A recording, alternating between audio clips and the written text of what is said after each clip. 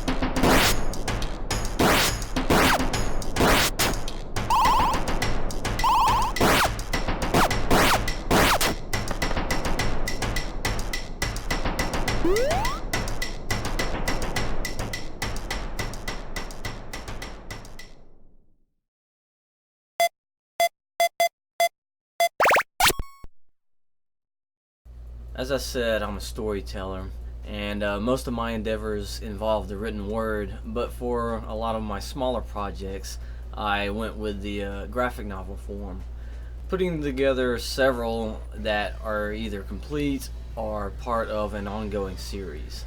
And I don't just stick to one genre, I span like all kinds of genres. For instance, I mix both horror and fantasy in my novelette called Hoodwink.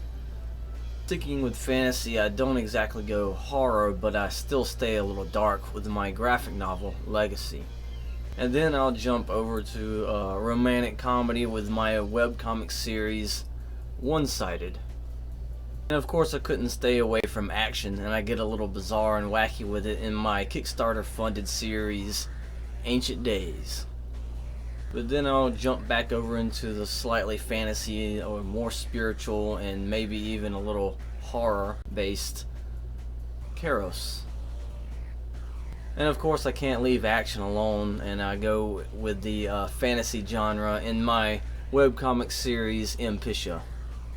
With each episode I'm going to go into a little bit of depth about each of my little side projects that I have self-published, all of which can be found on Amazon, by the way. And for this episode, I decided to go with my strange and gloomy tale, Kairos. An eccentric who discovers a pair of red beryl stones uses them to explore the past. He builds a drone to enter a neighborhood that was abandoned years ago. The rumor is that all the residents suddenly vanished, just like the mass disappearances of legend. So, have you ever heard of a storyteller getting a story from a dream they had? I'm definitely pretty sure you've heard that many times before. I'm no exception, but I have a relationship with God, so I'm pretty sure that He sends me these stories in my dreams. Now, I dream every night, of course, and it's always like random stuff that I can't remember in the morning. But then there are those dreams that as they're happening, I know that I'm watching a story or something peculiar, something that when I wake up the next morning, it haunts me the entire rest that next day. I can't forget it, and so I have to write some parts of it down. And really, I can remember a lot of those dreams, like vividly, and so I'll write down notes about the scenes that played out in my head, or in the dream. I'm sorry. In this particular story, in Keros, there were scenes that went into the writing of the graphic novel. These dreams I have, they won't tell me the full story. They just give me little, morsels of, what is this peculiar situation. They'll throw in the element of, this character, these kind of people in that setting or whatever. Sometimes it's a very specific setting, sometimes not. But I'm given a starting point, and God just lets me take it from there. He gives me all the imagination in the world, and I guess He trusts me with it. So in this, there were two major things that I can remember. One was the setting. The dream took place at my grandma's house. And so to draw out the graphic novel and the settings, all this stuff, I actually went to my grandma's house and took pictures of her house and her yard from all kinds of different angles, and you will be able to see those exact pictures that I just rendered in the actual panels of the graphic novel. In the dream, ghosts inhabited my grandma's house, but there was a girl that would come and visit them. The other is that there was one particular scene that happened in my dream that I wrote down in the graphic novel, which was when a couple of neighbors approached the mother of this particular family in the dream and asked her a specific question that I quote in the book. And once you read the book, you'll know what that quote is. It's a very distinct scene. It's very awkward, bizarre, and it's over with. When I got all these, elements, these pieces to start with, I began to wonder what the story was really about, or how the girl was different from the ghost. And I didn't want her to just be some human girl or whatever. And I wanted to know why she was there in the first place.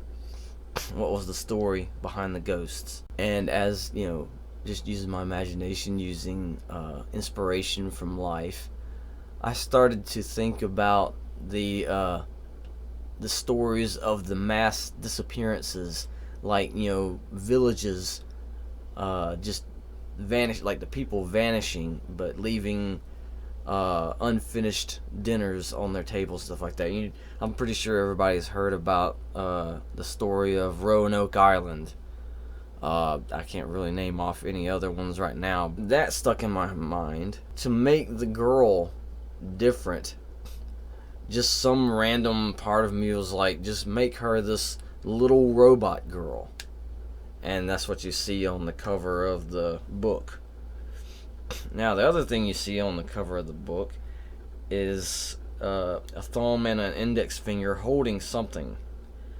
And that is a red beryl stone. Now, where that came from, when I kind of figured this was going to be some kind of mystery, spiritual, maybe a little bit of horror type of story, I wanted to go occult with it. I wanted to go, actual spiritual, on the demonic side, I guess. Ritualistic kind of stuff popped up in my head, and my mind just immediately went to like Native American ceremonies, their type of culture. Somehow, I forget how. Oh yeah, when I came up with the girl, I wanted her eyes to be special somehow. Mixing that with the Native American, culture and ritual stuff, I thought up jewels, like minerals, rocks, whatever. And I have a fondness for the beryl stone. And I started looking up or doing research on the beryl stone, and I found out that the red beryl stone is the rarest kind. So I was like, okay, where have they been found? Well, I found out that they were excavated in Utah in what is called the Wawa Mountain Range. I've never heard of that before until I started this research. And so, okay, I had a location, and I was like, what Native Americans were in that location? And I found out there was a tribe called the Paiute. I'm guessing that's how you say it. Paiute tribe.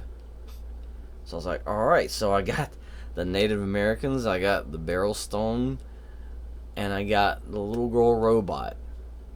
And the idea of mass disappearances.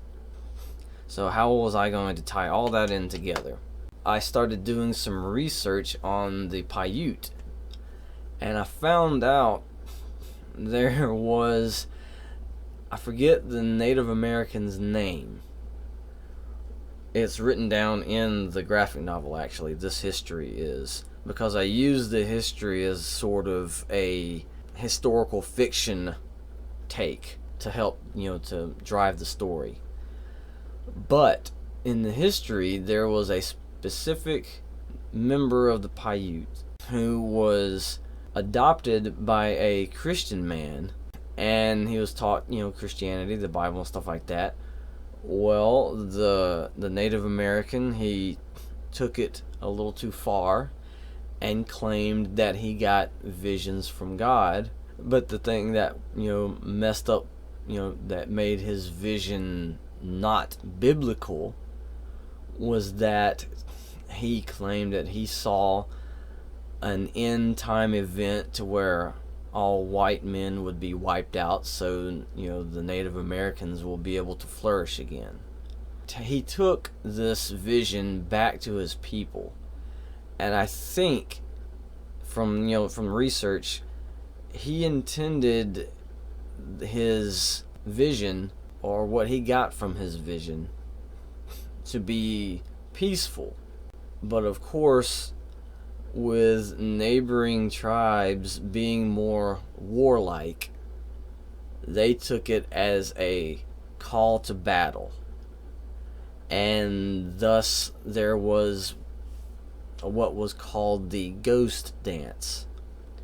The ghost dance was when they got in this ritualistic circle and began to dance, and thought that they were gaining powers that would make them invincible to the white man's gun. But of course, when they went to war and all this stuff, that wasn't the case. And from my understanding, the result of all this was the Battle of Wounded Knee, which I'm pretty sure a lot of you have heard of.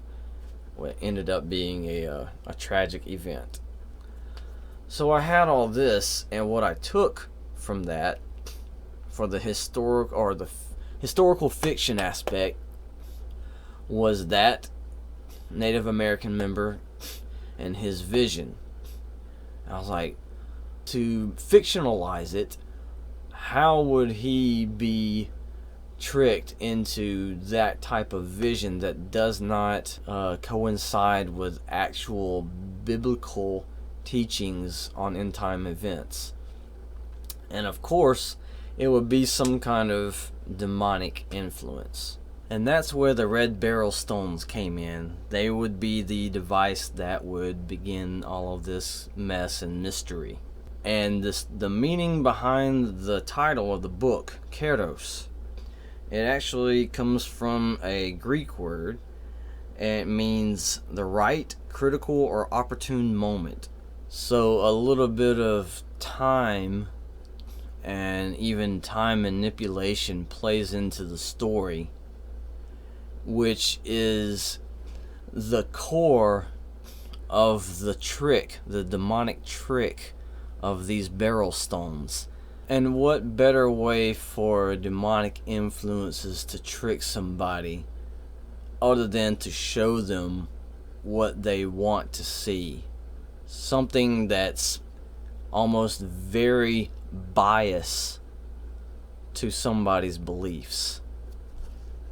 What kind of trouble could that get somebody into? Now, along with all of my other self-published short works, Carados is available on Amazon. But of course, when I go to conventions and set up a booth, I sell physical copies for just a few bucks cheaper. And you don't have to pay shipping.